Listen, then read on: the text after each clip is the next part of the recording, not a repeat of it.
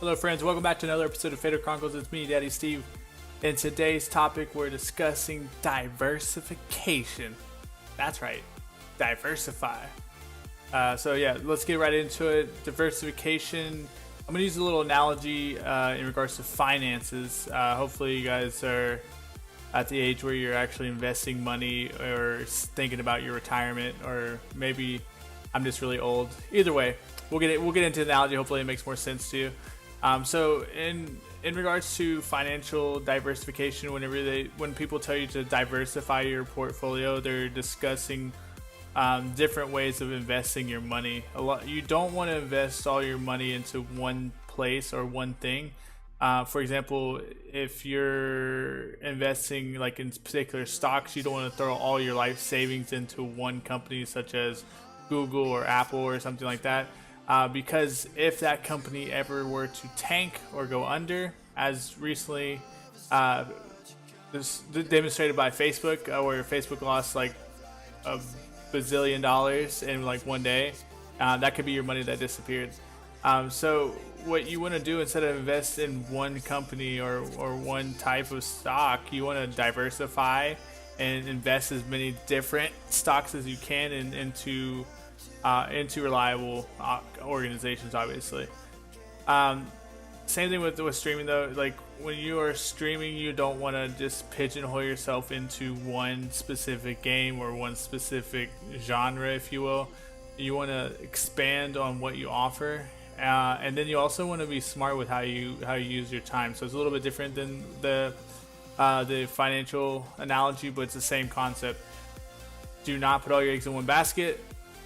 Get out there and spread yourself out. That way, if something goes bad, if the game just becomes unpopular overnight, PUBG or Realm Royale, you have other games to fall back on, or other activities or other content that you're producing that people know you for, that you can fall back on, and it doesn't impact your community completely. Another example is Destiny 2. So all the Destiny streamers had to move on to other things, and as you can see from many of those Destiny 2 streamers' journey, it's negatively impacted their growth. The ones that were least affected by it were the ones who diversified sooner rather than later, or had already been diversified and were playing additional games outside of Destiny 2. So make sure you're aware of that. Games don't last forever. Every game has a peak popularity point, and then from that point on, they'll wane in popularity. And then when new games come out, it's gonna suck up all that player base that was playing that previous game, especially if it's the same genre or same type of game. So, for example, in the PUBG, if you invested everything into PUBG and you weren't diversifying the games that you played, and you were like one of the top PUBG players, when Fortnite came out, either you jumped on the Fortnite train or you were left behind. Obviously, it's a little bit easier to move over from one BR to another, but Fortnite was a little different compared to PUBG in regards to the building aspect and it not being a true shooter game. I think it's more of a building BR. Don't at me on that. But it definitely was a big switch up, and you saw even some of the PUBG streamers left behind due to the popularity of Fortnite. And again, the people that adapted, the people that grew, or the people that were not even affected by this were the people that were already diversifying, playing that game or playing other BRs, or not strictly sticking to one game. And it brings you to my journey here. So I stream 5 days a week, Monday, Wednesday, Friday, Saturday, Sunday, 9:30 p.m. Pacific time, and 4 out of 5 of the days I stream League of Legends. Now, the risks that I take on by streaming League of Legends 4 out of 5 days, so 80% of my streaming schedule is League of Legends. The risk I take with that is if League of Legends were to go belly up tomorrow, my stream would not have an identity anymore. I may still have the viewers, I may still have my community because they support me and what my content's about, but the game itself, the community I built around the game, would evaporate overnight, and we would not have an identity anymore for our channel. So you need to keep that in mind when you're pigeonholing yourself. And it's understandable that you're going to do that early on to build an audience, but once you establish an audience, a large enough audience that will follow you to any game or any genre, then you want to start thinking about diversifying as much as possible. But again, this is advice for people who are on the upward climb and they're really getting a lot of momentum and traction with their games. Like, don't be afraid to branch out early and often. The sooner you branch out and expose your audience to new games, the easier it's going to be to transition from your main game into another game. And another thing too that you want to think about is, what if your main game bores you? I know some streamers that get extremely bored playing the same game over and over again. Now, the only way you're gonna grow is by like gravitating towards that one game, because it's easier to just gain an audience that way, because your audience always knows what you're gonna play. On the flip side of that, there's variety streaming, where you're playing a different game every day, or possibly multiple games throughout a stream every day.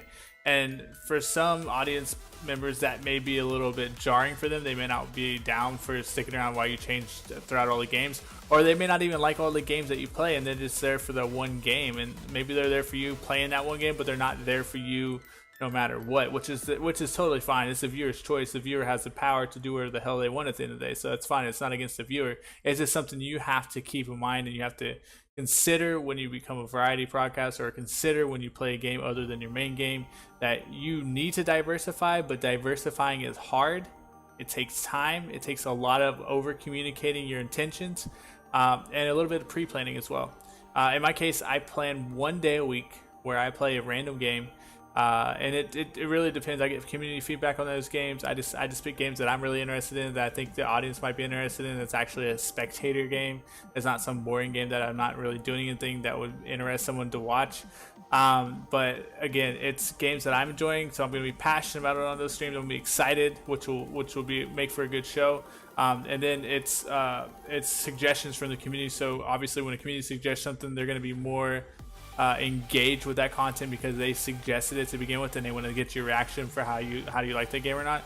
So just think about it. It really helps including your audience. Kind of steers you in the way you need to go, but ultimately you need to be happy with the game that you're playing, because if you're not happy, it's going to show through, and your audience is not going to have a good time. They're either going to get bored, frustrated, or annoyed of your behavior. So please be authentic no matter what, and stick to games that you enjoy. And if you truly want to be a variety broadcaster and you think you can make it work, just know that your growth pattern will be different than someone who sticks in one game and plays one game exclusively to build their audience. So just make sure you're not comparing yourself to that type of broadcaster, and that you're comparing yourself to other variety broadcasters that are constantly switching games.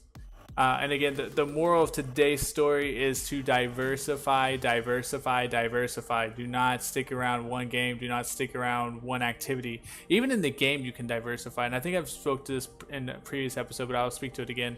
Like, even in the game, like, say for instance, you're playing like League ranked solo queue. So you're playing by yourself in your ranked games. Now, to break up the monotony of that, you could go and do like a threes ranked. Or you can go do ARAMs or something for a while. Or you can do the featured game mode. You can do different things there. You can do custom games, which is something I love doing. You want to switch it up as much as possible, so that way things don't get stale. Your audience stays engaged, and you're having a good time, and you're not getting burnt out on the game you love. Another thing too with diversification, it applies to where you put your content. So, for example, I could probably do this YouTube video on my stream and then just repurpose it for YouTube later and save myself the extra time that I'm taking now to make a video. And that's something I'll look forward to trying in the future, is trying to do a YouTube video while I'm live and just cutting that and then posting it on my YouTube channel. So again, diversify all the platforms that you're on. Make sure you're networking as always, and just looking for ways to improve. On the next episode, we're going to talk about gimmicks, and I've discovered some, and this is no magic bullet by any means, by any stretch of the imagination, but I by watching and observing other streamers that I feel like are becoming successful and are on the rise up, I've picked up some tips and some tricks that they use in their streams to keep their audience engaged and happy and excited to be there. And I've implemented some of those things into our stream, and it's definitely had some positive results to it, which has been very good. So that means my ability to analyze situations is good, and I'll continue to analyze other streams and see what they're doing to engage their audience and to get their audience's attention and really like drive home viewer engagement. Because that's at the end of the day, if they're not engaged, then you're not going to have an audience for long. But if you have a highly engaged audience and your audience is just loving every moment of being there, then that's only going to spell future success and growth for you. So you definitely want to be aiming towards the second example, not the first example where you're putting people to sleep and you're just not adding any value to their life or to their time being with you. So just make sure you keep that in mind. But that was it. That was my little mini rant of the night. Diversity again. Diversity. Diversify your games you play. Diversify the game modes or the things you do within the game if you don't want to diversify outside the game. And lastly, just remember, you have to network. You have to get to know people and do it genuinely, organically. Don't self-promote in people's channels when they don't ask you to. Don't be scumbag. Don't be a scumbag, basically, and be a good human being. That's all we ask. But yeah, I'll hit you guys next episode. Will be gimmicks, do's and don'ts for gimmicks. I believe we may have touched on this a little bit in some of the other videos, but not into the detail that I want to go into gimmicks. So stay tuned. We're gonna have that next. Thank you so much for hanging out with me today. I appreciate it. If you enjoyed your time here, make sure you hit that like button, subscribe. It is free. And then also leave a comment and tell a friend. That's the most important thing. Tell your friend about the series. Anybody who is new to streaming or new to content creation, and they want to get an idea for what it's like when you first start, I think this series is a good window to some of the struggles that we deal with as new broadcasters or someone who's never been involved in social media, such as myself. What are we dealing with on a daily basis? What is going through our mind when we're creating this content? How are we stepping up to the challenges that we face every day? So that's the angle of this video series. So if you know anybody that could benefit from this series, please pass it along. I would greatly appreciate it.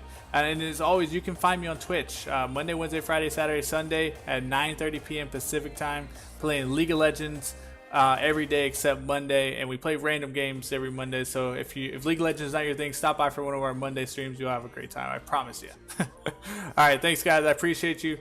I'll talk to you soon. Peace.